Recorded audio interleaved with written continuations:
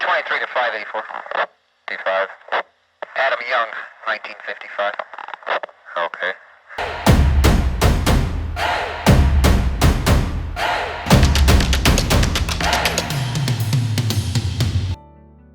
ഇസ്രയേലിന്റെ ആത്മവിശ്വാസത്തിന്റെയും ആധുനിക ടെക്നോളജിയുടെയും നെറുകയിലാണ് ഒക്ടോബർ 7-ന് ഹമാസിന്റെ റോക്കറ്റുകളും മിസൈലുകളും പതിച്ചത്. മേഖലയിലൂടെ തങ്ങളറിയാതെ ഒരു ഈച്ച പോലും പറക്കില്ലെന്ന ഇസ്രയേലിന്റെ അഹന്തയെയാണ് അപ്രതീക്ഷിത ആക്രമണം അഴിച്ചുവിട്ട് ഹമാസ് തകർത്തു കളഞ്ഞത്. വെറും 6 മുതൽ 12 കിലോമീറ്റർ വരെ വീതിയും 41 കിലോമീറ്റർ നീളവും 365 ചതുരശ്ര കിലോമീറ്റർ മാത്രം വിസ്തൃതിയുമുള്ള ഗാസ മുനമ്പിന്റെ മുക്കും മൂലയും സദാസമയവും ഇസ്രയേലിന്റെ നിരീക്ഷണത്തിലാണ്. കൂടാതെ ഗാസയുടെ 3 വശവും കൂറ്റൻ മതിലുകൾ കെട്ടി അടച്ച നിലയിലുമാണ്.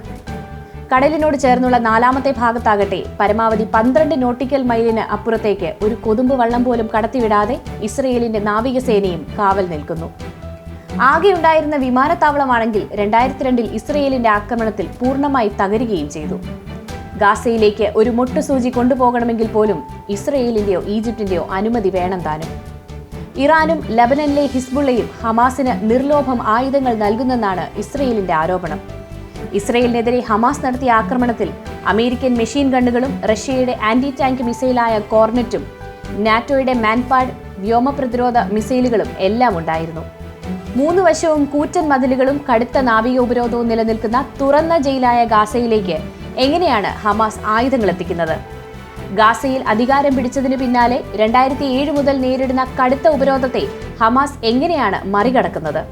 അതറിയണമെങ്കിൽ ഗാസയിലെ മെട്രോയെക്കുറിച്ച് അറിയണം. ഗാസയുടെ ഭൂമിക്കടിയിൽ ഹമാസ് തീർത്ത തുരങ്ക സാമ്രാജ്യത്തെക്കുറിച്ച് അറിയണം. ഗാസയിൽ കരയാക്രമണത്തിന് പദ്ധതികളിടുന്ന ഇസ്രായേൽ സൈന്യം ഏറ്റവും കൂടുതൽ ഭയപ്പെടുന്നതും ഹമാസിന്റെ ഈ തുരങ്ക ശൃംഖലകളെയാണ്. ഞാൻ മീര മേരി ജോസഫ്, ജിയോ റിപ്പോർട്ടറിലേക്ക് സ്വാഗതം. ചാനൽ ഇനിയും സബ്സ്ക്രൈബ് ചെയ്തിട്ടില്ലാത്തവർ സബ്സ്ക്രൈബ് ചെയ്ത് ബെൽ ഐക്കൺ പ്രസ് ചെയ്യാൻ മറക്കരുതേ.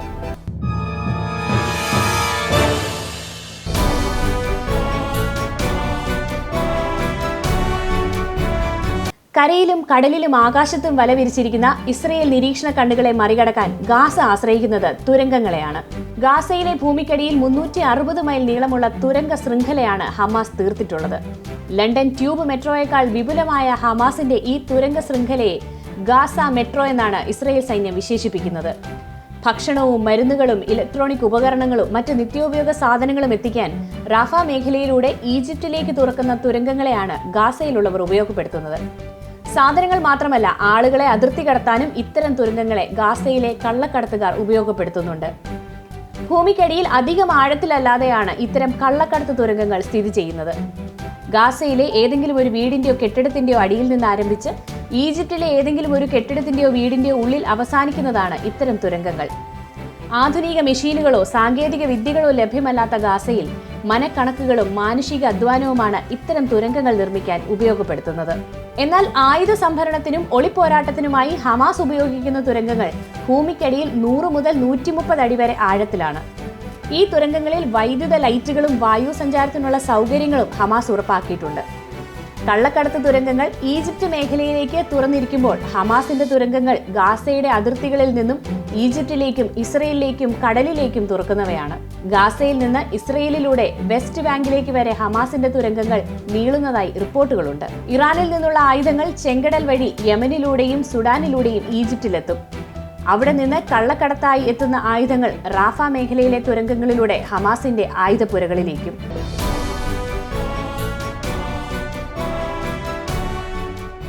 അതിർത്തികൾ ഇസ്രയേലും ഈജിപ്തും മതിൽ കെട്ടി അടച്ചതോടെയാണ് ഗാസയിലെ തുരങ്കങ്ങളുടെ സുവർണകാലം ആരംഭിച്ചത്.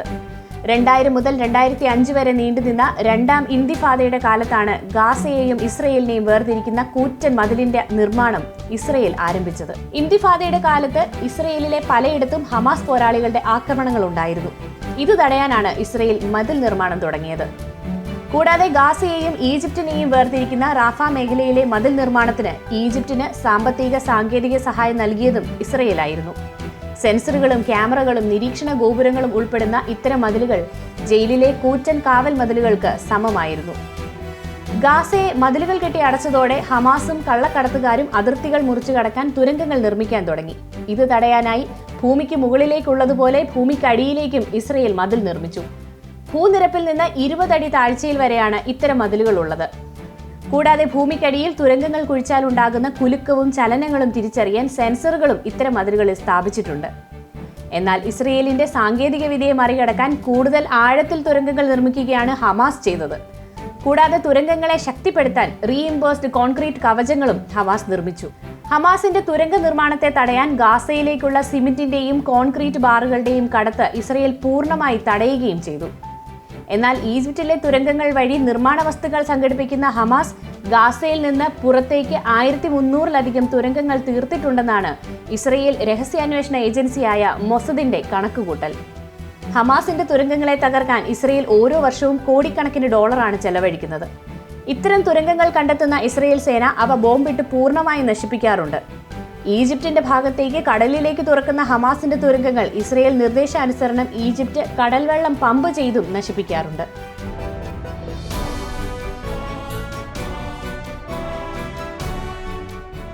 ഇസ്രയേലിൽ ആക്രമണം അഴിച്ചുവിട്ട ഹമാസ് പോരാളികൾ ഉപയോഗിച്ചതിൽ യുക്രൈന് അമേരിക്കയും നാറ്റോയും സംഭാവന ചെയ്ത ആയുധങ്ങളും ഉണ്ടായിരുന്നു. അമേരിക്കൻ നിർമ്മിത M4 അസോൾട്ട് റൈഫിളുകൾ, മാൻപാഡ് മിസൈലുകൾ, റഷ്യൻ നിർമ്മിത കോർണറ്റ് ആന്റി ടാങ്ക് മിസൈലുകൾ തുടങ്ങി വൻ ആയുധ ശേഖരമാണ് ചുരുങ്ങിയ വർഷങ്ങൾക്കുള്ളിൽ ഹമാസ് സംഭരിച്ചത്. അമേരിക്കൻ ആയുധങ്ങൾ അഫ്ഗാനിസ്ഥാനിൽ നിന്നോ യുക്രൈനിൽ നിന്നോ ശേഖരിച്ചതാകാമെന്നാണ് നിഗമനം. അമേരിക്ക യുക്രൈന് നൽകിയ ഒട്ടേറെ ആയുധങ്ങൾ കരിഞ്ചന്ത വഴി രാജ്യാന്തര ആയുധക്കടത്തുകാരുടെ കൈവശമെത്തിയതായി റിപ്പോർട്ടുകളുണ്ടായിരുന്നു. ഈ ആയുധങ്ങൾ ഹമാസിന്റെ കൈവശമെത്തിയതും ഇത്തരം തുരങ്കങ്ങളിലൂടെയാണ്. കള്ളക്കടത്തായി ഇറാനിൽ നിന്നും സിറിയയിൽ നിന്നും ലഭിക്കുന്ന ആയുധങ്ങൾക്ക് പുറമെ സ്വന്തമായി വികസിപ്പിച്ച ആയുധങ്ങളുമാണ് ഹമാസിന്റെ തുറുപ്പുചീട്ട്. ഗാസയിൽ ഇസ്രയേൽ ഉപേക്ഷിച്ച ജലവിതരണ പൈപ്പുകൾ കുഴിച്ചെടുത്ത് ഹമാസ് റോക്കറ്റുകളായി രൂപാന്തരപ്പെടുത്തുന്നുണ്ട്. പഞ്ചസാരയും വളമായി ഉപയോഗിക്കുന്ന പൊട്ടാസ്യം നൈട്രേറ്റും കൂട്ടിച്ചേർത്ത് റോക്കറ്റ് ഇന്ധനവും ഇസ്രയേൽ ഗാസയിൽ വർഷിച്ച ബോംബുകളിലെ പൊട്ടാത്തവയിൽ നിന്ന് പോർമുനയും ഹമാസ് നിർമ്മിച്ചെടുക്കുന്നുണ്ട്. കൂടാതെ 2 ലോകമഹായുദ്ധങ്ങളിലായി ഗാസയുടെ തീരത്ത് തകർന്നു മുങ്ങിയ യുദ്ധക്കപ്പലുകളിലെ പീരങ്കി ഷെല്ലുകളും ആയുധ നിർമ്മാണത്തിനായി ഹമാസ് ഉപയോഗപ്പെടുത്തുന്നുണ്ട്. ഇങ്ങനെ നിർമ്മിക്കുന്ന ആയുധങ്ങൾ സൂക്ഷിക്കുന്നതിനും ഇസ്രയേലിലേക്ക് തൊടുക്കുന്നതിനും ഹമാസ് ഉപയോഗപ്പെടുത്തുന്നതും ഇത്തരം തുരങ്കങ്ങളെയാണ്.